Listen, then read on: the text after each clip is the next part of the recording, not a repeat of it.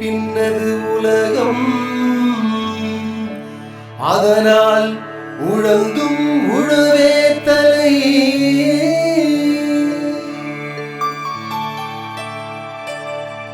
இந்த நிலத்தை நாங்கள் 1988 விற்கும். அந்த நிலத்து விவசாயி நீலகண்டன் என்பவர் இதால் எனக்கு 25,000 ரூபாய் கடன் ஆகிவிட்டது, எனக்கு வேறு வழியே இல்லை, நீங்கள் தான் காப்பாற்ற வேண்டும் என்று சொன்னார். சரி என்று சொல்லி அந்த நிலத்தை நானே வாங்கினேன். வாங்கி பயிர் செய்யும் பொழுது வரப்பு ஓரம் மட்டும் பயிர்கள் எல்லாம் பச்சையல் என்று இருக்கும். பச்சை பச்சையாக இருக்கின்ற அந்த பயிர் கதிர் வாங்கிய உடனே எல்லாம் வைக்கோல் மாதிரி காய்ந்துவிடும், கதிர் பால் ஏறுவதே இல்லை. இதை பார்த்து மனம் நொந்து இதை என்ன செய்யலாம் என்று நாங்கள் பார்த்தோம். பார்க்கும்போது தழையெல்லாம் போடுங்க, வீட்டு மண் இருந்தால் அதை ஓட்டுங்க அப்படின்னு சொன்னாங்க. அதே மாதிரி ஓட்டினோம். ஓட்டின பிறகு கொஞ்சம் திருந்தி வந்தது. அதுக்கு பிறகு இதை பற்றி தொடர்ந்து ஆவல் இருக்கும்போது கேவிகேனுடைய தொடர்பு எங்களுக்கு கிடைத்தது, அவருடைய ஆலோசனை கிடைத்தது. அதன் பிறகு நம்மாழ்வார் அவர்களை திருத்துறைப்பூண்டியிலே போய் பார்த்து அவருடைய ஆலோசனைகள் கிடைத்தது. அதுக்கு அடுத்தது மக்கள் தொலைக்காட்சியில் மலரும் பூமி செய்திகளை நான் பார்ப்பது வழக்கம். அப்படி செய்திகளை பார்க்கும்போது ஒவ்வொரு விவசாயிகளும் தங்களுடைய நிலத்தை எப்படி சீர்திருத்தி வாழ்க்கையிலே எப்படி அவர்களால் செயல்பட முடிந்தது என்பதை பார்த்து நாமும் ஏன் இந்த நிலத்தை திருத்தி ஏன் செம்மையாக லாபகரமாக இயங்க முடியாது என்பதை மனதில் கொண்டேன். அதன் வாயிலாகத்தான் கேவிகே, மக்கள் தொலைக்காட்சி, நம்மாழ்வார் அவருடைய துணையுடன் இந்த நிலத்தை சீர்திருத்தியே தீர வேண்டியது என்ற கங்கணம் கட்டி கொண்டு 2012ஆம் ஆண்டிலிருந்து இயற்கை விவசாயத்துக்கு வந்தேன்.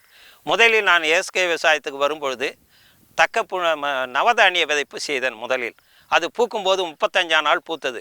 அதை மடக்கி விழும்போது எல்லாரும் பகடி செய்தார்கள், மடக்கி விழுகிறீங்களே வருமானம் வரும்பொழுது பரவாயில்லை என்று விழுதோம். மறுபடியும் அதை புழுதி ஓட்டினோம், மறுபடியும் தக்கப்பூண்டு விதைத்தோம், மறுபடியும் 35 நாளாக மறுபடியும் மடக்கி ஓட்டினோம். அதன் பிறகுதான் மண்புழு உரம் தயாரித்து இதால் இன்னும் சிறப்பாக இருக்கும் என்பதில் மண்புழு தொட்டி கட்டி 2013இல் இருந்து மண்புழு உரங்களை தொடர்ந்து கொடுக்க ஆரம்பித்தேன். மண்புழு உரம் ஒரு துண்டு கொண்டாங்க 200 கிலோ போட்டோம். 200 கிலோ மண்புழு உரம் போட்டோம். வேறு எதுவும் நம்ம போட வேண்டிய அவசியம் இல்லை. அதுக்கு அடுத்தது சேடை ஓட்டணும். முதல்ல ஒரு சால் சேடை ஓட்டிட்டு அப்படியே ஒரு 4 நாள் காய போட்டோம். உடனே புல் முளைச்சிது. மறுபடியும் ஒரு சால் ஓட்டணும், மறுபடியும் புல் வந்தது, மறுபடியும் ஓட்டணும். 3ஆவது முறை ஓட்டி சேடையில் தண்ணீரை கட்டி ஒரு ஏக்கராவுக்கு 15 கிலோ விதை. அந்த 15 கிலோ விதையை 24 மணி நேரம் ஊற வச்சோம். 24 மணி நேரம் ஊற வச்சுட்டு மறுபடியும் அதை நிழலில் 24 மணி நேரம் வச்சோம். அப்போ என்ன செய்யுது, வேரே வருவதில்லை. எல்லாமே முளைப்பு இருக்கிறது தெரியும், ஆனால் வேர் வராது. அந்த சமயத்தில் நாங்கள் அதை ஒரு ஏக்கருக்கு 15 கிலோ வீதம் கையாலேயே தூவிட்ட உடனே தண்ணியை வடிய போட்டோம். மானபாத்த பூமி என்பதனால மானாவாரியில் செய்ததுனால நாங்கள் இயற்கையை தான் நம்பி செய்தோம். நல்லாவே முளைச்சிது. அது பிறகு நாங்கள் அதற்கு களை எடுக்கவில்லை. மறுபடியும் பயிர் வளர்ந்த பிறகு 16ஆம் நாள் மழை பெஞ்சுது. அன்றைக்கி தண்ணி கட்டினோம். தண்ணி கட்டிட்டு ஒரு ஏக்கராவுக்கு 25 கிலோ முத்து புண்ணாக்கு, 10 கிலோ வேப்ப புண்ணாக்கு, 2 கிலோ சூட்டோமோனஸ், இது வரைக்கும் ஒரு ஏக்கருக்கு நாங்கள் போட்டுட்டு களை பறிக்கிற தேவையில்லை. ஏன்னு சொன்னால் நாங்கள் செய்வது எல்லாமே பாரம்பரிய ரகம். அது 160 நாள் மாப்பிள்ளை சம்பா, கிச்சிலி சம்பா 130 நாள். எனவே களையினுடைய வயது 60 நாள் தான். அந்த 60 நாள் களை இருப்பதை நாம் தவிர்த்தோமானால் களை அதில் உள்ள சத்துக்களை கழனியிலிருந்து எடுக்கவில்லை, அது மாறாக கழனிக்கு அது சத்தாக மாறுகிறது. அந்த புல்லெல்லாம் மறுபடியும் மக்கி கழனியில் நமக்கு எருவாகிறது. இது ஒரு இது. ரெண்டாவது, நாங்கள் அந்த 16லிருந்து 20 தேதி வரை மழையே பெய்தால் கூட தண்ணியை வடி போட்டுடுவோம். அதனால் பூச்சி நிச்சயமாக கட்டுப்படுகிறது. மூன்றாவதாக இந்த சூரிய விளக்கு கொடுத்துருக்காங்க, விளக்கு பொறி. அந்த விளக்கு பொறியை நாங்கள் ஏக்கருக்கு 2 விளக்கு பொறிகளை அமைக்கிறோம்.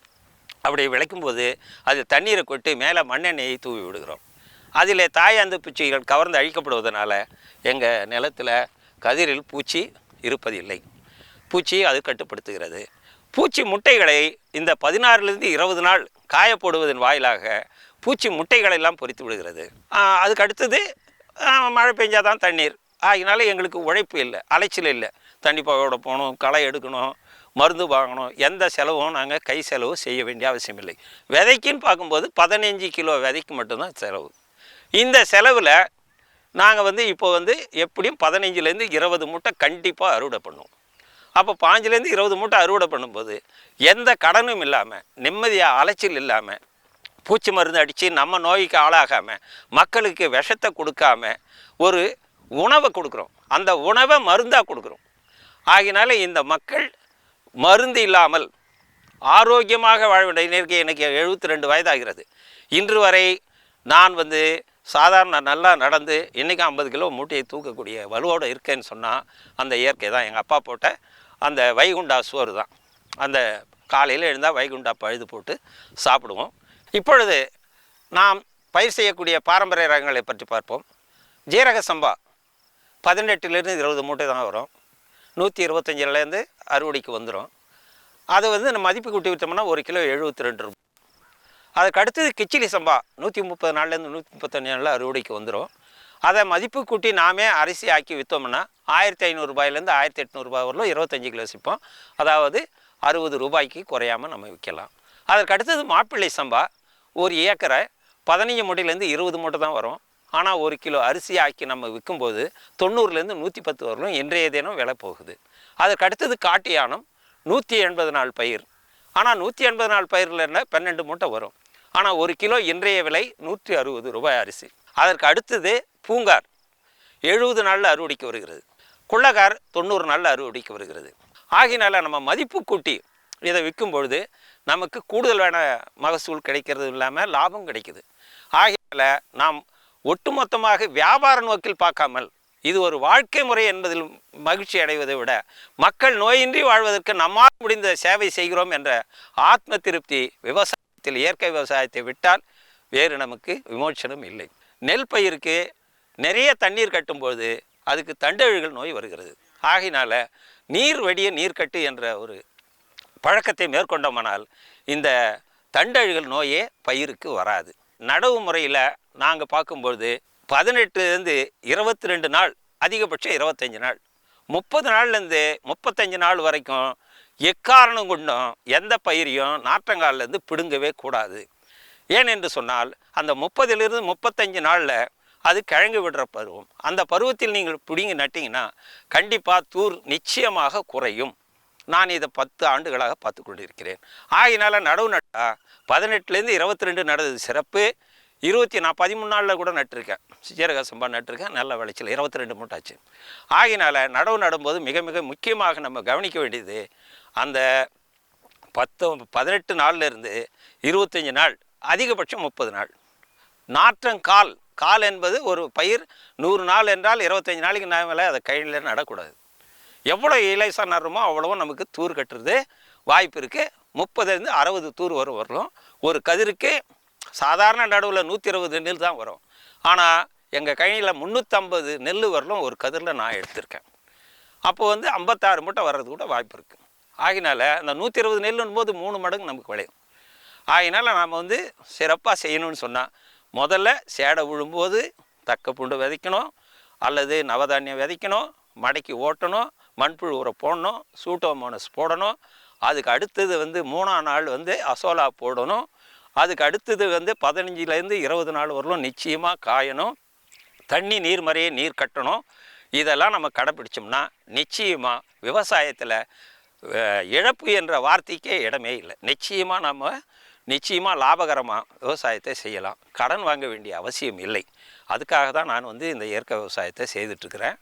நீங்களும் எல்லாரும் இதே மாதிரி இயற்கை விவசாயம் பண்ணுங்கள். அப்படி தவறி பூச்சி வந்துட்டால் என்ன பண்ணுறது அப்படின்னா கதிர்நாவாய் பூச்சி, ஏன்னா பக்கத்துக்கு என்ன பயிர் வைப்பாங்க உங்களுக்கு வந்துடும். அன்னைக்கு பூச்சி மருந்து அடிக்க தேவையில்லை. ஒரு 10 லிட்டர் தண்ணிக்கு 100 மில்லி வேப்பெண்ணெய், 5 கிராம் கற்பூரம், இதை வரலும் நம்ம கலந்து அடித்தோம்னா எந்த பூச்சி எல்லா பயிருக்கும் இது சர்வ ரோக நிகாரணி மாதிரி. இது ஒன்றும் நான் கண்டுபிடிச்சதில்லை. எங்கள் விவசாயிங்க மலரும் பூமியில் ஒளிபரப்படுறது தான். அதனால் இது ஒரு சிறப்பான செய்தி. அதை நாங்கள் அடித்து பார்த்துருக்கோம். ரொம்ப கட்டுப்படுது. சர்வ நோய், அதாவது இந்த பசுந்தழைகள், பால் உள்ள தழைகள், ஆடு தீண்டாத தழைகள், இதெல்லாம் நம்ம தேடி அடிச்சுட்டு இருக்கிறத விட இது ரொம்ப சுலபமாக இருக்குது. கிடைக்கிறவங்க அதை அடிச்சுக்கலாம். அதுக்கு அடுத்தது பஞ்சகவ்யாவில் சிறப்புகள் நிறைய இருக்குது. அதை இளம்பயிரில் அடித்தாக்கா நல்ல முன்னேற்றம், பூச்சியை விரட்டுது, பயிர் சத்துள்ள பயிராக நல்லா கிளப்பி விட்டு நல்லா செய்யுது.